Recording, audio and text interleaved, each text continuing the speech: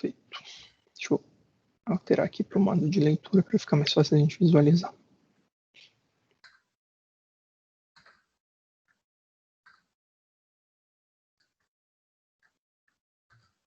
Bom, eu me chamo André Appel, eu estou dividindo esse semestre a disciplina com a professora Fernanda. Eu comecei originalmente com a disciplina de Infodoc, e estou com ela agora também esse semestre. E antes desse período doido da pandemia e tal, estava previsto para eu ter uma disciplina também de tópicos, que seria sobre visualização de dados, mas aí acabou não acontecendo e tal, e seria, na verdade, uma disciplina bastante prática e pelo contexto à distância, seria difícil da gente lidar com ela, ia depender, seria mais interessante a gente trabalhar com laboratório e tal. Pode ser que semestre que vem, quem sabe, né? Então eu estou na disciplina de Infodoc e agora na disciplina de indexação com a professora Fernanda. E é a primeira vez também que eu ministro uma disciplina dessa temática. Eu já fui professor substituto na UFRJ entre 2013 e 2015. E lá eu tinha uma disciplina chamada Gestão da Informação e Gestão do Conhecimento, que eles têm essa pegada lá de bastante gerencial da informação, tem uma mescla bastante forte, o curso de Bíblia de lá, né? Bastante forte de administração, gestão da informação. E tinha também uma disciplina que era com o primeiro período, que era a introdução às TICs, que era bem questão de informática básica e tal. E aí tem mais relação, no caso, com a informática documentária. E indexação, a minha formação da graduação, ela é de gestão da informação, eu não sou, infelizmente, não sou bibliotecário, penso em conseguir o título, até vou prestar Enem esse ano, é engraçado. E para eventualmente me matricular com um curso EAD de Bíblia e tal, para fazer aquelas disciplinas complementares, né, que eu não tive na minha grade da graduação, e poder ter o diploma também de biblioteconomia, que eu acho muito, muito bacana. E ter possibilidade, né? Imagino que vocês já estejam de olho e tal, dessa questão de fazer concursos e tal. Aparecem diversas oportunidades para a Bíblia, né? Tanto na parte para trabalho de processamento técnico, né? Para trabalho como no serviço público e tal, como bibliotecário, como técnico, quanto para a parte de docência, nos cursos de Bíblia. Bom, enfim, só uma breve introdução para a gente se familiarizar, enfim. Também é um dos primeiros contatos meu mais a fundo com o tema, então pode ser que eu não tenha um domínio tão mais profundo como a professora Fernanda, né, que já tem essa disciplina, já trabalha com essa disciplina há muito mais tempo e é bibliotecária também, enfim. Mas aos poucos eu vou entrando num ritmo com vocês. Esse segundo módulo, ele engloba muito o processo prático, né, da indexação. No primeiro módulo, vocês viram com a professora Fernanda os princípios, né, relacionados à indexação, à prática tradicional, como ela se constituiu e quais são os seus principais elementos, quais outras áreas da biblioteconomia ela envolve, essa questão muito forte da análise, né, que é outro ramo, né, que se constitui como um ramo mesmo na biblioteconomia e da documentação. E nesse segundo módulo a gente já começa a ver como se dá essa aplicação, né, do processo de indexação, de que forma, que tipo de instrumentos a gente pode utilizar para auxiliar o processo, para efetivar o processo numa unidade de informação ou com o tipo de documentação que a gente for trabalhar, e também alguns elementos de avaliação da qualidade, avaliação de desempenho de um processo de indexação. Então, basicamente, isso resume todo o segundo módulo, né? E nessa primeira aula, nesse primeiro contato, a gente vai ver como se constitui esse processo de indexação, quais etapas ele tem, que tipo de práticas estão envolvidas e quais métodos podem nos auxiliar nesse sentido. Bom, o primeiro, o ponto de entrada, digamos assim, do processo de indexação é o processo de análise e síntese, que você já tem tratado no primeiro módulo da disciplina. Esse processo ele tem por finalidade, ele visa a extração de assuntos do documento, né, pensando na parte de recuperação, em como que essa informação vai ser recuperada pelos usuários lá na frente. Vai depender também do tipo de sistema, da interface, por meio da qual os usuários vão interagir com os produtos de informação que a gente está gerando, né, por meio da indexação, que a indexação está mediando, no caso. Então, por isso, esse processo ele deve estabelecer essa interface entre a linguagem do autor e a linguagem de busca do usuário. O autor, quando ele produz um documento, pode ser um artigo, pode ser um livro e tal, ele está pensando muito em relação, ele tem um background relacionado ao conteúdo que ele está criando, né? Ele tem uma visão focada uma visão especializada focada naquele conteúdo que ele está criando. E o autor nem sempre compartilha o usuário nem sempre compartilha dessa visão do autor. Pode ser que ele use uma linguagem totalmente diferente, que a gente chama de natural, né? Não especializada, não profissional, como o autor utiliza. Então é importante que o profissional indexador ele estabeleça essa conversa, né, entre autores e usuários por meio dos instrumentos de indexação. Nessa parte da análise também é muito importante identificar o formato do documento, a tipologia com que se está trabalhando, porque dependendo dessa tipologia também vai variar o processo de análise. Então, se eu estou trabalhando com artigo, a minha análise vai ser de tal forma. Se eu estou trabalhando com livro, a análise vai ser de outra forma. Então é sempre importante já ter em mente e sistematizar, por exemplo, processos para análise de artigos, processos para análise de livros e assim por diante. E é importante também o conhecimento prévio nessa parte da análise, principalmente a questão assim da especialização, né? Há bibliotecários que vão trabalhar com áreas específicas, indexação de documentos na área de agrários, indexação de documentos nas áreas de humanidades, enfim.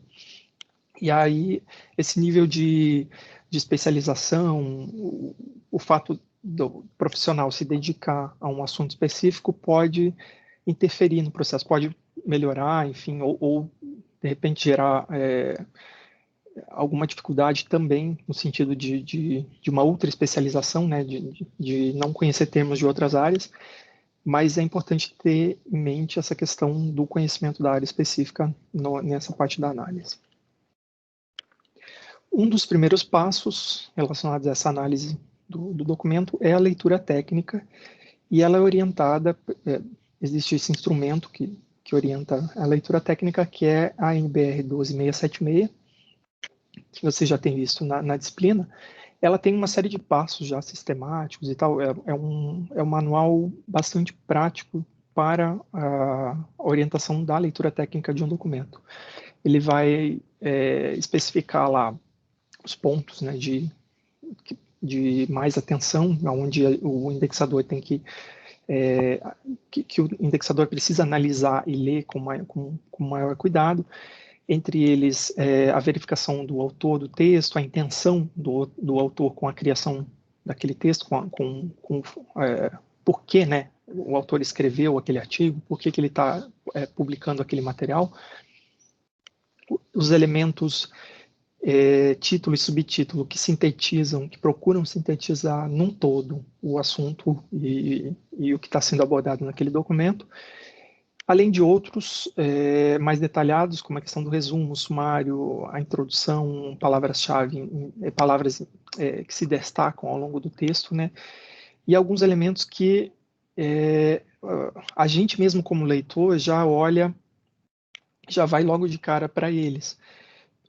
Quando a gente, por exemplo, vai procurar algum artigo para para usar como referência na revisão de literatura de algum trabalho, coisa parecida, a gente olha todos esses elementos, né, logo de cara, título, resumo e tal, e quando está fazendo o skimming, aquela leitura dinâmica do texto, a gente sempre para nesses elementos visuais e tal, nas ilustrações, nos gráficos, tabelas e tal. Então, eles sempre dão alguns insights para seleção dos conceitos, para indexação. Lá a gente vai ver, por exemplo, as variáveis que estão sendo tratadas no estudo, né?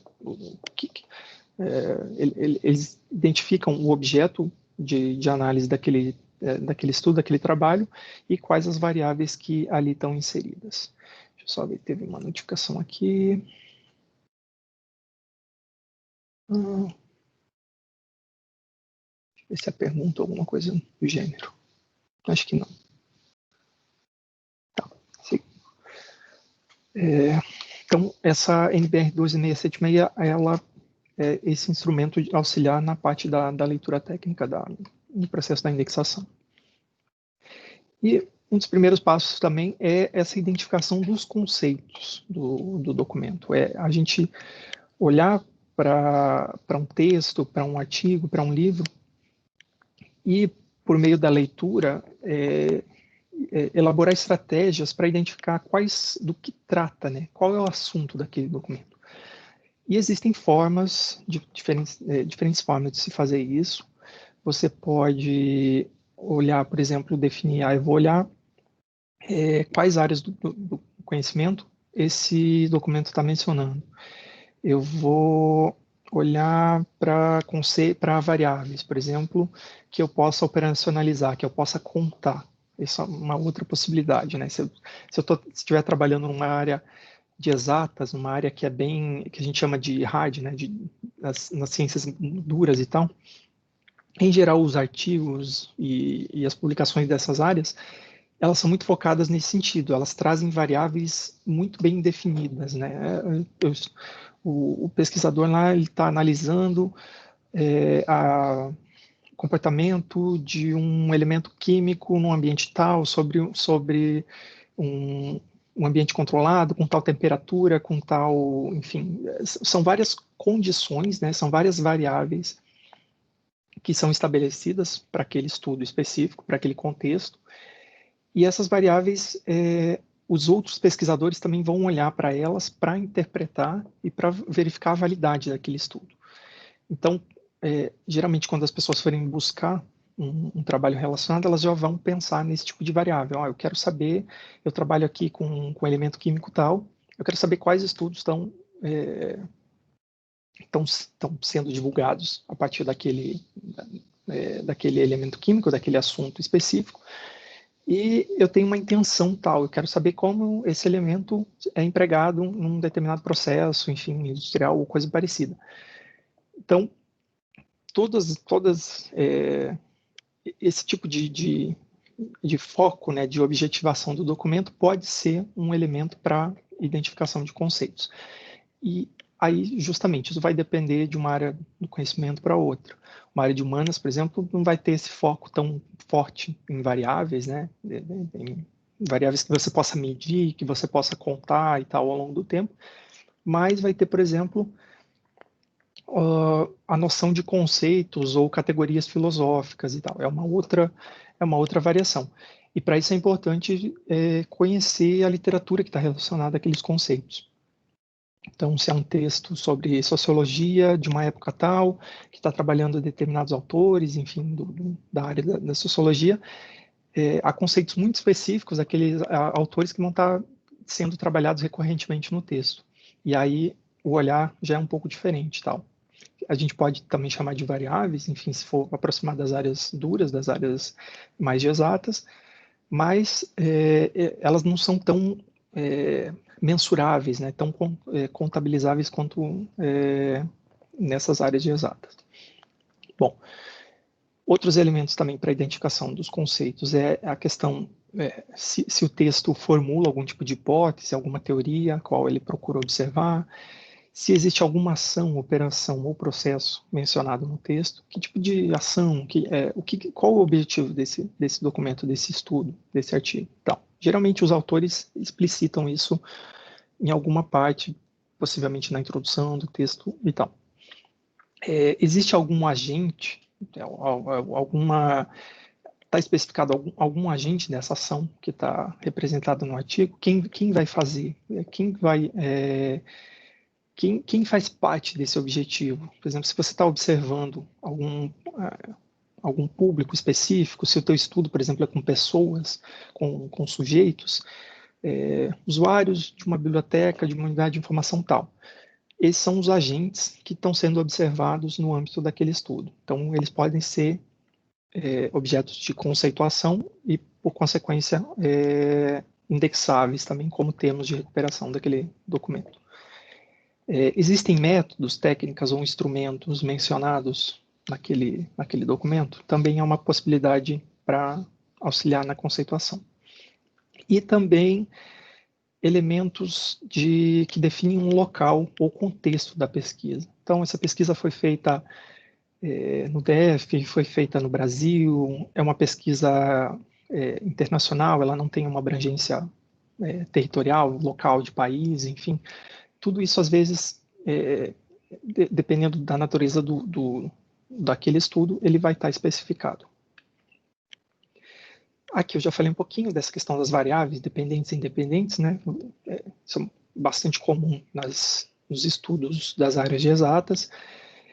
E também é importante considerar esse ponto de vista interdisciplinar. Como eu mencionei antes, a questão da especialidade do indexador. Às vezes, o bibliotecário que trabalha só com área de agrárias, ele vai ter uma visão, né, sobre aquele documento super especializada, mas é importante também trazer elementos de outras áreas, ter essa visão, essa abordagem interdisciplinar para poder ter uma exaustividade maior, né? Que a gente vai ver esses conceitos depois lá de exaustividade e especificidade. Aqui eu trouxe um exemplo para vocês desse artigo aqui, que tem esse título aqui traduzido, o título original dele está em inglês e tem traduções para o português e o espanhol. Aqui tem um resumo dele e as palavras-chave que eles têm mais ou menos algum desses elementos aqui. Foram utilizados algum desses elementos aqui para a identificação de conceitos. Então, se a gente olhar aqui para as palavras-chave, a gente pode identificar aqui em azul que correspondem mais ou menos ao objeto de estudo desse artigo. Então, o objeto está olhando para a questão da eutrofização na água doce, nesse elemento aqui, na água de rios, enfim. De que forma, por meio de quais métodos, de quais instrumentos, por meio de quais operações, as autoras olharam para esse objeto. Elas utilizaram essa questão aqui do fator de caracterização, que é um método bastante específico, de uma área de engenharia bastante específica, e a questão da avaliação de impacto de ciclo de vida. Utilizaram esses dois métodos aqui para observar esses dois objetos de estudo. E também há uma especificação aqui de contexto. Esse estudo abrange a água doce no contexto brasileiro. Então, isso acabou entrando para indexação aqui também, para os conceitos relacionados ao estudo. Aqui é só um exemplo bastante básico, e é mais ou menos essa estratégia que vocês utilizarão para o trabalho agora, para a atividade do fórum, né, e para a próxima atividade 2 da disciplina. Feita essa parte de compreensão dos conceitos, de uma identificação longitudinal, né, você vai ler, vai pegar o texto, vai ler ele de ponto a ponto, né, do início ao fim, e vai marcando todos eles, assim, de maneira mais ou menos livre, né? E depois que você termina essa fase de análise e identificação dos conceitos, você determina uma abordagem lógica de seleção. Vai depender, por exemplo, do instrumento o qual você for indexar, se for um sistema, se for para definição de palavras-chave e tal, você vai ter uma limitação do número de conceitos a serem tratados como termos, né, como descritores, e para isso você precisa de uma lógica de seleção, né, de elenco, de peso, né? Para quais conceitos desses que eu defini vão ter mais ou menos peso para eu tomar uma decisão sobre o uso, a utilização deles ou não como descritores. E aí você pode considerar o valor que esse conceito tem para a recuperação daquele documento, né? Assim, se eu utilizar esse conceito como um descritor, o quanto ele vai contribuir com o meu índice de precisão no final, no momento de recuperação desse documento. O quanto ele vai ser útil para o usuário final e, dessa forma, contribuindo com a precisão daquela recuperação. Você pode trabalhar alguma estratégia, alguma metodologia para criar essa questão da valoração, né, dos pesos. Aqui, basicamente, está relacionado esse item, né? A relevância aqui está relacionada ao valor daquele conceito para o processo de recuperação. E uma vez feito essa questão dessa análise objetiva, dessa definição de pesos, existe essa estratégia que a gente chama de tradução dos conceitos para uma linguagem de indexação, para uma linguagem controlada, que pode variar também de uma área para outra. E essa linguagem controlada, a gente faz, essa tradução para a linguagem controlada, a gente faz uso de outros instrumentos, também geralmente criados em outras etapas, né, em outros processos, tais como os tesauros, os vocabulários controlados, os sistemas de classificação, enfim, todos esses elementos podem auxiliar esse processo de tradução. E elas são regras, em geral, definidas a priori. Por exemplo, você vai ter vocabulários controlados e tesauros da área de biblioteconomia. Você vai ter vocabulários e tesauros de uma área de saúde, por exemplo, pré-definidos. E esses vocabulários, esses instrumentos, eles sempre vão buscar cobrir o maior número possível de exemplificações e de referências para a tradução, né? Então, um tesauro ele nunca pode ser, ele tem que ser o mais completo possível e o mais a metodologia por meio da qual ele foi criada, ela deve ser muito objetiva e muito ampla, né? Porque assim, eu não posso simplesmente decidir, vou fazer um tesauro aqui de determinada área e vou fazer com os termos que me vêm à mente, enfim, com a experiência, não pode ser dessa forma.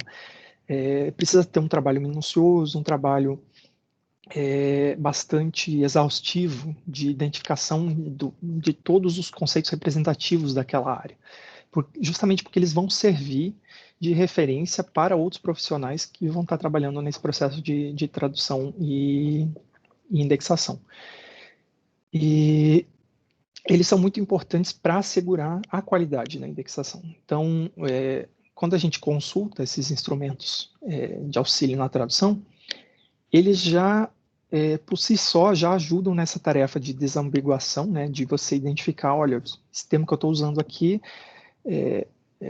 ou melhor, esses dois termos aqui, eu não preciso deles dois. Eu posso usar esse termo único aqui, do tesauro, que representa os dois como um todo. Ou eu estou usando termos aqui que podem ser confusos, podem confundir a recuperação. Então, é melhor, em vez de eu usar esse aqui, que está muito próximo do outro, eu vou usar um outro que diferencia mais, e com isso eu vou melhorar a recuperação. Então, esses instrumentos auxiliares à tradução vão trabalhar nesse sentido, vão auxiliar nesse sentido. E também precisa ter muito cuidado, porque dependendo dos termos selecionados, dependendo dos termos dos conceitos, dos termos selecionados a partir do conceito, podem ocorrer esses efeitos aqui de silêncio ou ruído na recuperação. Ruído, em geral, é quando a gente utiliza um termo muito genérico, muito amplo, e ele vai gerar uma recuperação assim, estrondosa, vai ter uma exaustividade muito grande na recuperação, e o usuário vai ficar confuso, ele vai ter um volume muito grande de elementos para analisar, para selecionar, e aquilo pode gerar um bloqueio e ele acabar se frustrando com aquela recuperação, enfim, não vai atingir o objetivo inicial do usuário. E o silêncio é quando o termo é específico demais, ao contrário, ele é tão específico que o usuário nem pensou em utilizá-lo, por exemplo. Ele nem passou pela cabeça do usuário utilizar aquele termo. E com isso ele perde de recuperar aquele documento que poderia ser importante para ele para os objetivos que ele tinha de pesquisa. Essa autora aqui, a Virginia Bentes, ela traz nesse artigo de 2001 alguns questionamentos relevantes no processo de tradução, que são eles. Em quais vocabulários de indexação os indexadores podem se apoiar para escolher os termos? E aí, é uma pergunta que o indexador mesmo pode fazer, né, quando ele está buscando esses instrumentos. De que área do conhecimento eu estou tratando? Qual o objetivo de indexação? Enfim, essa pergunta profissional, o indexador pode se fazer e, a partir dele, buscar esses instrumentos. Existem algumas regras já pré-definidas que limitam o indexador aos descritores de tesauros. Existem outros elementos que orientam se eu devo usar descritores de tesauros ou se eu posso utilizar a linguagem natural. Novamente, vai depender muito do contexto com que se está trabalhando. Que grau de precisão o indexador procura atender com aquela seleção de conceitos que ele está trabalhando? Aí vai depender justamente dessa questão aqui. Eu quero gerar uma exaustividade maior, não há problemas quanto a isso, ou eu posso arriscar uma especificidade maior, mas aí com essa possibilidade de eu contar com um silêncio maior na recuperação. É outra análise também que depende do ponto de vista do indexador. E os termos selecionados, eles devem ser tão precisos, constituam conceitos ou devem ter um sentido mais geral. Enfim, novamente essa questão da precisão e da revocação e das possibilidades de silêncio ou ruído na recuperação. Existem pesos relativos que eu posso atribuir aos conceitos, a gente já viu essa questão lá atrás. Em que medida a tradução deve ser fiel? Eu posso, eu consigo ser tão fiel à conversão para uma linguagem mais controlada, ou eu devo seguir uma linguagem mais próxima do autor? Eu posso usar termos que aproximam, eu posso modificar, por exemplo, não necessariamente aquele conceito está lá no texto, mas eu sei que ele é inerente à recuperação, então eu posso colocá-lo como um termo aproximado? E assim sucessivamente. Que problemas podem ocorrer nesse processo de tradução? Quais tipos de desafios o indexador pode encontrar? Um deles é que nem sempre ele vai ser especialista daquele tema. Em geral, a maioria das vezes nunca é, né? A gente é bibliotecário, a menos que a gente trabalhe com temas da biblioteconomia, da ciência da informação, onde a gente estudou realmente aquilo, a gente não vai ter um conhecimento a fundo do tema. Mas eu posso ser um bibliotecário, por exemplo, de uma biblioteca especializada em ciências agrárias. Eu posso ser de uma biblioteca especializada em ciências humanas. E aí eu vou ter um pouco mais de familiaridade, né, com aquela área. E pode ser que posso ter, enfim, pode ser qualificado como um especialista naquele domínio e tal. Mas a gente nunca vai ter o nível de profundidade, de especialização que uma pessoa formada naquela área teve, né? Vai ter. E nem sempre também o indexador é especialista em indexação. Então, às vezes, você pode ter trabalhado muito tempo com outros tipos de processamento técnico, né, com catalogação, ou pode ser que trabalhou mais com serviço de disseminação seletiva, enfim. Em algum momento vai trabalhar com indexação. E aí leva um tempo de adaptação, né, vocês, por exemplo, estão estudando aqui na disciplina de indexação, mas a menos que vocês venham a trabalhar com isso na profissão futuramente, vocês não vão se dedicar, né, ao conhecimento a formular listas de tesauros para eventualmente utilizar no auxílio à profissão. enfim, vai depender de para quais áreas vocês podem se especializar lá na frente na profissão, né? E existem também domínios novos, áreas que estão se transformando, que estão surgindo. Vou pegar um exemplo aqui da questão da inteligência artificial e do aprendizado de máquina, que são temas novíssimos. Não, vamos pegar, por exemplo, ciência de dados e tal, que está muito em voga na biblioteconomia.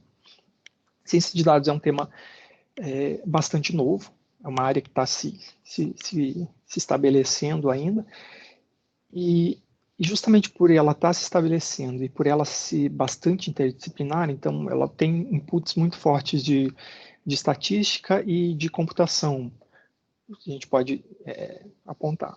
Mas há muitas outras áreas, por exemplo, como a própria biblioteconomia, que também interferem na ciência de dados.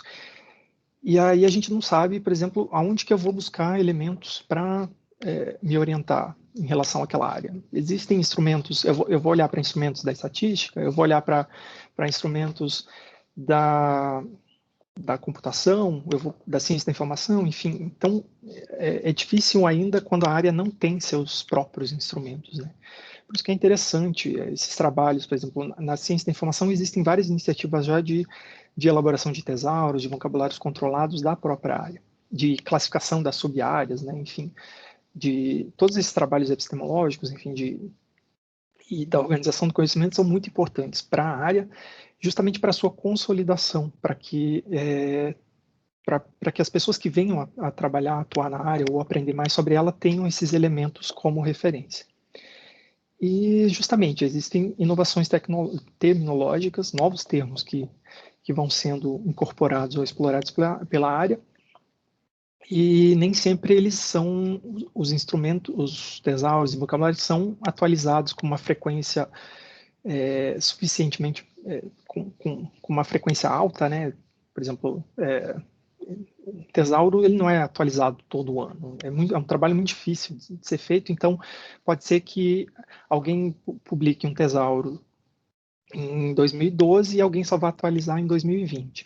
E nesse período uma série de termos foram surgindo ou sendo apropriados pela área do conhecimento, mas não necessariamente eles vão constar naquele instrumento, né, de auxílio à tradução e à indexação. E como que a gente vai na prática mesmo, né? Como que esse processo se concretiza na prática, no dia a dia do trabalho do indexador? Por meio dessa definição, né, desses instrumentos auxiliares, que a gente já comentou bastante, então é sempre importante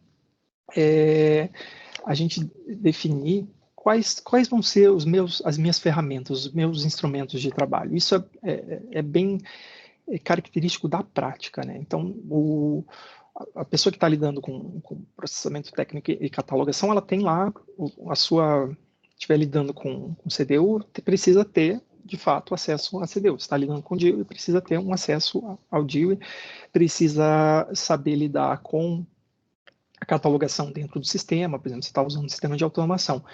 No caso do indexador, existem também um conjunto de ferramentas auxiliares, de instrumentos auxiliares. O primeiro deles é o próprio documento, né, que vai ser o objeto de análise, e o indexador pode formular também, pode criar alguns formulários em papel mesmo, ou já eletrônicos em planilha, para ter esse registro histórico, né, que vão auxiliar desde esse processo de análise do documento. Então, eu posso pegar o documento de um lado e usar um formulário de orientação do outro. Na medida que eu for lendo o documento e marcando os conceitos, eu vou transmitindo para esse formulário que vai auxiliar lá na frente, por exemplo, nesse processo de definição de pesos, né? Pode-se usar também, talvez seja menos comum, mas a gravação de uma fita de áudio, né? Então, que pode agilizar o processo de leitura, né? Eu vou lendo o documento e vou registrando, por meio do áudio, os conceitos que eu vou observando nesse documento. Pode utilizar o formulário online, que seria o equivalente a essa planilha aqui, né? Só que no ambiente online. Pode usar questionários orientados ou direcionados. Isso aqui é quando você tem uma equipe, por exemplo, maior, né, de indexação, então ter lá 10 pessoas trabalhando, auxiliando esse processo de indexação, e elas estão distribuídas em diferentes bibliotecas da instituição, enfim, eu posso criar um questionário padrão, modelo, e distribuir para todas essas unidades para que todo mundo siga esse mesmo processo, né, esse mesmo procedimento de leitura, de indexação do documento. Os vocabulários controlados, como a gente já viu, e as obras de referências, dicionários e glossários que vão trazer definições sobre aqueles conceitos que a gente está analisando.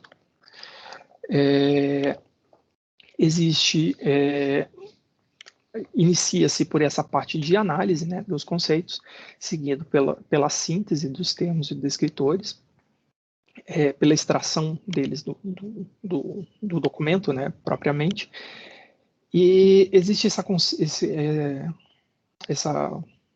conceito, essa definição de descritores chamados pré-codificados.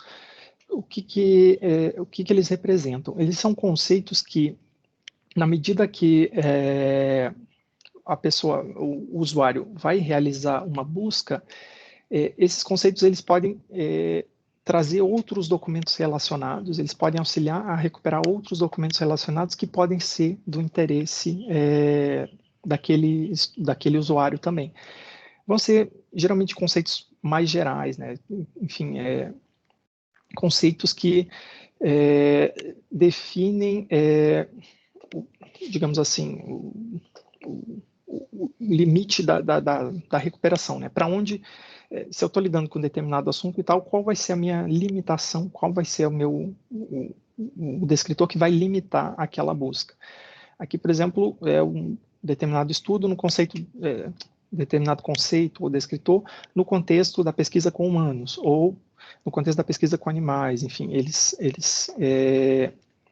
são descritores que acabam auxiliando, orientando a recuperação por parte do usuário. E os descritores primários são aqueles que representam de fato o ponto focal do documento. Então, geralmente eles estão relacionados ao objeto de estudo em si, que aquele artigo está se debruçando. Por exemplo, eu posso utilizar essa dupla representação, né, tanto o objeto principal aqui de estudo, que seria o fígado, quanto o descritor órgãos, para ser mais genérico, digamos assim. Eu posso trabalhar esse descritor aqui numa busca mais genérica. Um usuário vai realizar uma busca a partir de órgãos, por exemplo. Eu quero pesquisas que tratam de órgãos. Ele vai utilizar esse descritor mais genérico. Mas se ele quer estudos específicos que vão tratar do órgão fígado. Então, ele vai já entrar com esse termo de busca mais específico. E esses são elementos a serem apontados no processo de definição inicial dos descritores. E vocês podem agregar descritores secundários para também limitar e para tornar a busca mais específica. Aqui, por exemplo, em vez de usar somente o termo hepatite ou somente doenças crônicas, eu vou usar essa combinação hepatite crônica para criar uma limitação na recuperação da informação lá no final. E o que a gente pode ter no final como resultado como que a seleção inicial de descritores vai impactar nos resultados finais dos usuários. Eles têm esse caráter de qualificadores do assunto. Então, são termos que definem aspectos do assunto, qualificando o descritor adotado. Eles vão acrescentar uma qualidade. E eles são sempre associados a um determinado descritor, especificando o máximo possível daquele assunto. Aqui eu falei, por exemplo, da questão da hepatite crônica. Aqui a gente tem a questão da cefaleia, que é uma condição e tal médica, e a especificação se dá aqui por meio do diagnóstico. Então, quando eu acrescento aqui o descritor diagnóstico, ele está focando ele está focando somente na parte diagnóstica. Ele só vai ele vai gerar resultados somente para quem está buscando estudos relacionados ao diagnóstico da cefaleia. Então, não é a questão da definição, a questão do tratamento, enfim, várias outras variações. Aqui, ele foi inserido justamente para quem está buscando a questão do diagnóstico. E isso pode ser feito com a combinação ou coordenação, que a gente chama de descritores. Você vai pegar, justamente vai agregando, coordenando vários descritores para tornar o assunto mais específico, para qualificar aquele resultado para aquele descritor para um resultado de busca específico. Aqui são vários outros exemplos relacionados. Aqui também mais exemplos de combinação ou coordenação, aqui no caso de descritor primário e de pré-codificados, e aqui de uma busca pré-coordenada, que, por exemplo, independente do descritor que eu utilize, o sistema vai remeter aos dois de forma independente. Se eu buscar tanto pelo termo, pelo descritor separado, quanto pelo descritor qualificado, é importante que o sistema traga nessa busca coordenada os dois para que o próprio usuário possa optar entre um ou outro descritor. E que tipo de procedimentos podem ser adotados nessa tarefa, né, de definição como que se define, né, esses procedimentos para a prática do serviço mesmo de indexação? E aí a gente trouxe aqui, a gente optou por trazer como exemplo para vocês um estudo que foi realizado pela professora Maria Angela Fujita, lá do Programa de Ciência da Informação da Unesp. Elas elaboraram um estudo aqui nesse livro, bastante extensivo, em que elas vão, a partir de diferentes bibliotecas e tal, foi um levantamento que elas realizaram, trabalhando com diferentes profissionais em diferentes tipos de unidade de informação, de diferentes áreas do conhecimento. E aí elas registraram esse resultado do levantamento e ele serve como um exemplo da prática do estabelecimento de procedimentos para serviços de indexação. A gente pode até definir como políticas, né, de indexação. E aí eu vou relatar rapidamente o estudo aqui, para não... Ele é relativamente longo e tal, e a gente tem, acho que 15 minutos ainda restantes e tal. E depois eu disponibilizo o link para vocês também lá no fórum, e ele está no final aqui nas referências para vocês verem com mais detalhes. Então, elas fizeram esse estudo lá em 2009, buscando identificar que tipos de critérios para indexação podem ser padronizados ou serem objetos de política, né, para facilitar o compartilhamento de registros bibliográficos. Elas objetivaram observar, né, nesse contexto da catalogação de livros, de bibliotecas universitárias e tal, e principalmente também que utilizam essa abordagem que elas chamam de sociocognitiva, né, que trabalha também essa interferência tanto dos usuários, né, dos autores dos documentos, quanto dos próprios indexadores, o quanto os elementos sociocognitivos interferem no processo de indexação. Aqui são os objetivos específicos do estudo. E o estudo foi aplicado, como eu já comentei com vocês, em 9 bibliotecas universitárias lá da Unesp, de diferentes áreas do conhecimento, bibliotecas das áreas de pedagogia e de engenharias, representando as ciências exatas, e de ontologia, representando as ciências biológicas. E a definição aqui do que elas tratam como abordagem sociocognitiva é que ela considera as percepções dos participantes e a interação do profissional. Como eu já comentei, todos aqueles, tanto os autores quanto os profissionais indexadores,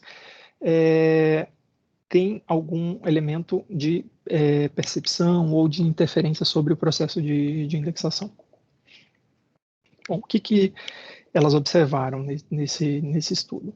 Que muitas instituições a indexação é realizada juntamente com outros processos técnicos, né?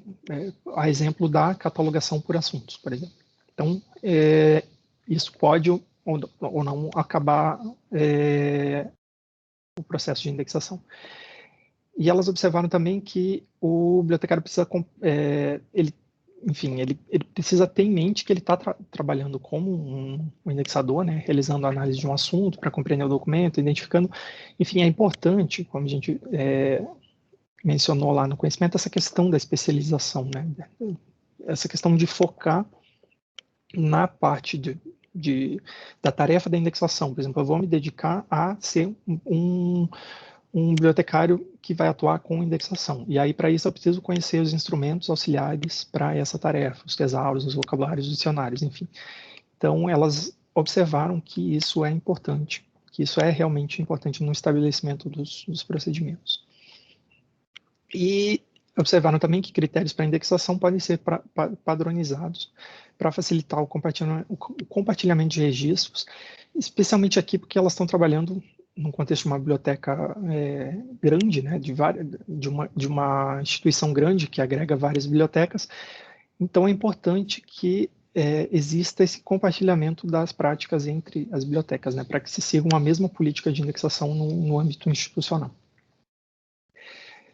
Quanto à questão da revocação e da precisão, que a gente vai tratar mais detalhes na próxima aula, elas observaram que existe alta revocação, que a revocação acontece quando há a recuperação de um grande volume de documentos, né, e ela está ligada à baixa precisão dos termos designados para representar os assuntos, que é essencialmente o conceito, né, da revocação, da alta revocação, conforme a teoria documentária. Aí eu não vou entrar muito em detalhes aqui, porque a gente vai ver isso a fundo nas outras aulas. E a especificidade, elas observaram lá nesse contexto delas, que depende muito de qual é a biblioteca, né, que se está tratando. Então, os assuntos serão tão específicos quanto for o interesse dos alunos daquela unidade.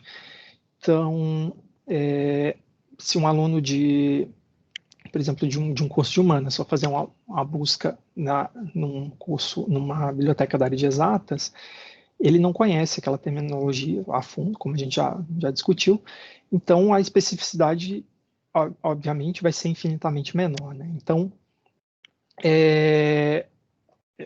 e para isso, elas observaram que as bibliotecas elas procuram usar alguns termos mais gerais para representar os documentos, justamente para não incorrer nessa especificidade tão grande, né, que é aquela questão da surdez no sistema, né? Você acaba perdendo uma série de documentos que talvez fossem interessantes para o usuário, mas por ele não dominar a especificidade terminológica daquela área, ele acaba não utilizando aqueles termos para recuperação. E na questão da exaustividade, elas observaram que não há um limite padrão. As bibliotecas não definem, por exemplo, vamos utilizar até 10 termos para indexação aqui nas nossas bibliotecas. Elas não há essa definição, né, de política, exceto para algumas que utilizam, né, que costumam utilizar tem essa prática, né, mas pode ser não formalizada, de utilizar de 3 a 6 termos, mas pode ocorrer de um documento depender de mais de 6 termos, de 10, enfim, e aí é importante que talvez não se tenha essa limitação, né, como uma política. Quanto à percepção dos próprios usuários sobre a indexação, elas verificaram que docentes, líderes ou membros de pesquisa, elas analisaram essa questão da percepção a partir de usuários docentes, né? Elas fizeram um levantamento junto com docentes líderes de grupos de pesquisa e com alguns discentes, utilizando essa técnica do protocolo verbal. E aí elas analisaram, por exemplo, qual é a concepção do usuário em relação à indexação e tal. E aí perguntando, por exemplo, qual seria o identificador de um conhecimento para você, né? O que representa isso para você? E os usuários docentes reconhecem que o assunto de um determinado, o indicador de algum conhecimento, ele está relacionado às palavras-chave empregadas num determinado documento, né? Então ele já olha para as palavras-chave de um artigo, de uma tese e tal, como elemento caracterizador do assunto daquele documento. E aí elas detalham bastante aqui em relação a essa percepção do usuário docente. E também em relação à questão da especificidade, como que eles observam o que eles entendem, né? Que tipo de interferência vai ter do descritor na especificidade da busca que eles estão realizando. E eu queria ver aqui um exemplo do discente, mas não estou chegando. Deixa eu ver. Tá. Acho que toda essa parte aqui é do docente primeiro. Enfim, e o usuário docente, elas observaram que ele tem mais facilidade de perceber, né, algumas falhas no tratamento dos assuntos, justamente por conta do conhecimento mais aprofundado que eles têm em relação à área. Então, se eles verem um termo mal empregado como palavra-chave, que é o foco deles, né, como um indicador, eles vão saber, olha, essa palavra-chave não está representando de maneira adequada o conteúdo daquele documento. Então, é interessante essa pesquisa no sentido dessa interação, né, que ela consegue pegar a própria percepção do usuário para ser utilizada como horizonte para a elaboração dos instrumentos ou da própria prática de indexação.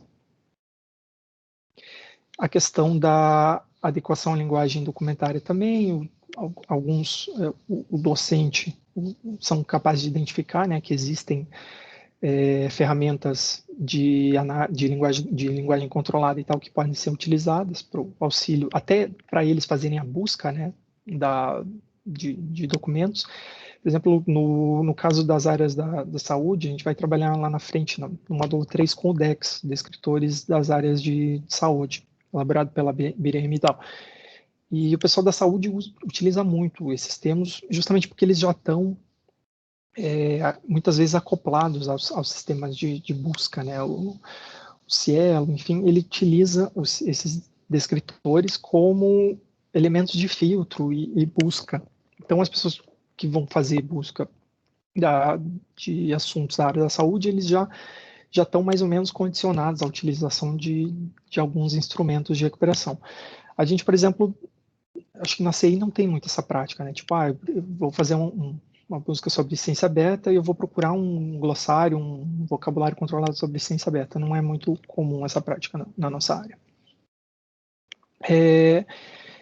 Tem vários detalhamentos aqui da pesquisa, eu não vou poder explicar todos para vocês, porque a gente já está a 5 minutos de encerrar, mas aí vocês podem ler com calma aqui depois.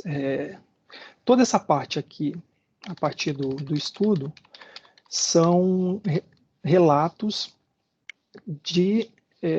justamente da observação que elas fizeram nesse contexto aqui, nessas 9 bibliotecas, dessas tais áreas do conhecimento, utilizando essa abordagem aqui de justamente levar em consideração as percepções dos docentes, nesse caso, docentes líderes de pesquisa, né, de grupos de pesquisa, e dos discentes usuários daquelas bibliotecas. Então, vocês podem ler com calma depois os slides aqui, ou o próprio livro, né, no todo, e verificar o que elas relatam, né, em relação à percepção desses usuários. Essa tabela aqui, ela está no livro como exemplo de estratégias para elaboração de categorias de análise, de referenciais teóricos, a partir das diferentes áreas, né, dos diferentes tipos de usuários que eu estiver tratando. Então, se eu for pensar no estabelecimento de processo, perdão, para cada elemento que eu estiver utilizando, para cada instrumento auxiliar que eu estiver utilizando, existem alguns autores que já definiram algumas formas de abordagem daqueles instrumentos. Por exemplo, esses autores aqui relacionam esse tipo aqui de abordagem, que correspondem, em maior ou menor grau, às abordagens desses outros autores. Aqui foi uma espécie de classificação de instrumentos que as autoras fizeram a partir de uma análise da literatura. Então, é mais ou menos esse tipo de síntese aqui que está presente nessa tabela. Bom, aqui está a referência do livro desse estudo, aqui a referência da professora Virginia Bentes, que foi citada lá na frente nos slides. E aqui no final, vocês têm os links, embora não funcionar aqui no vídeo, mas o processo de aprendizagem, a parte do processo de aprendizagem lá no Aprender, a bibliografia que também está lá no Aprender, e o fórum de dúvidas central lá, que vocês já conhecem, já estão habituados, e esse link específico aqui, que está dentro do QR Code, é para o fórum da live. Eu vou postar daqui a pouco um tópico lá para vocês discutirem, né, uma pequena tarefinha de acompanhamento da live. Em seguida, eu já posto lá para vocês, e vocês podem acessá-lo diretamente por meio desse link. Infelizmente, acabou tomando bastante tempo, a gente já tem praticamente 1 hora. E aí eu peço que, se vocês tiverem dúvidas e tal, vocês anotem e a gente conversa no chat, então, da terça-feira que vem. Deixa eu parar o compartilhamento aqui. Inclusive, se vocês já tiverem dúvidas em relação à tarefinha que a gente vai postar lá no Aprender para a próxima semana, anotem as dúvidas em relação à aula e tal, a essa live, e em relação às tarefas. E aí a gente discute no chat, se for preciso a gente troca o chat por uma live, por uma conversa também, a gente pode combinar isso depois. E eu não lembro agora, Felipe, perdão, não lembro qual foi o aluno que sugeriu, foi o Pedro, perdão. Pedro sugeriu no início que não está chegando notificação para vocês, né, do Aprender, e é difícil saber e tal quando vão ter as lives. Eu pensei, enquanto a gente estava se organizando aqui, numa estratégia de agendar as lives direto no Teams lá da disciplina, e aí eu vou adicionar todos vocês como convidados no próprio evento, né? E aí eu imagino que vai chegar uma notificação e ele também avisa 10 minutos antes e tal. Então, para a próxima live eu vou fazer isso e vou atualizar o link depois lá no Aprender da nossa próxima live. Então é isso, gente. Perdão que não sobrou tempo aqui para a gente conversar um pouco sobre, mas aí fica esse compromisso nosso, né, de conversar no chat na semana que vem. Valeu todo mundo, obrigado pela paciência e pela atenção, por essa primeira live da disciplina. E eu sigo à disposição, tanto por e-mail para vocês, quanto por meio dos fóruns lá do Aprender. A Blena acho que está fazendo uma pergunta aqui no chat. Deixa eu ver. Só de encerramento, né? Então, beleza, gente. Obrigado. Vou parar a gravação aqui e até nossa próxima conversa. Boa semana para vocês. Tchau, tchau. Obrigado, professor. Boa